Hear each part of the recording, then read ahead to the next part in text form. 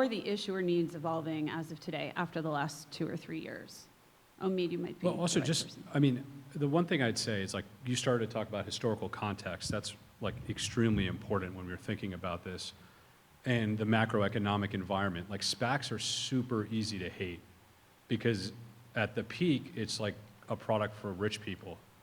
If you really think about it, it's rich guys that get together and like try to do an insider deal, and then basically it's depicted as you're going to screw over this company because you're going to own 20% of it. That's a superficial headline that you have to constantly, fight against if you're in this product. So, what I'd be curious if I could just take a brief poll: how many people here think the SPAC product should be eradicated? John, you put together an awesome day. Thank you. These people are really smart.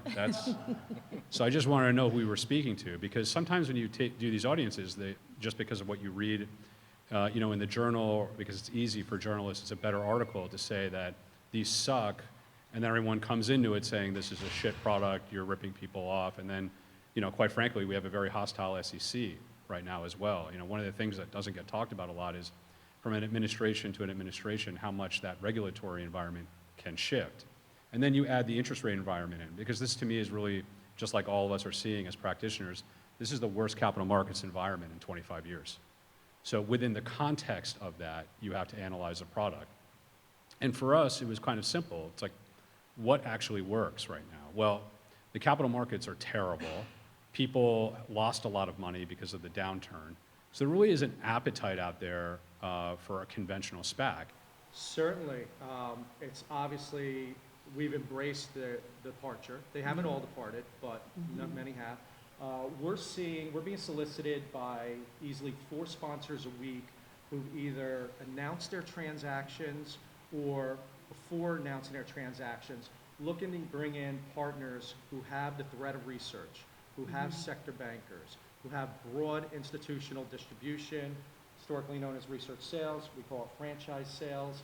And we're being highly selective in deciding which transactions we can get behind and we believe we can help. But sponsors are recognizing the need. What percentage of those are dogs, though? 3/4. Yeah. Yeah. So that's the state of the state. They're desperate. And some of the good ones are overvalued. Okay. What about risk management? John, is there anything on the horizon, trends in risk management, trends in what you're seeing for the clients that you're facing? It's a dynamic environment in that the SEC has come forth with guidance for the first time, and that's all still really waiting to be seen how that all actually codifies. There's a lot of novel theories that are being filed with suits by the plaintiffs' bar. Most notably, I'd say the attempted departure away from the business judgment rule, which has been historically applied to a higher standard of review of entire fairness, which contemplates conflicts of interest, right? And so that creates a problem because SPACs can be seen as inherently conflicted.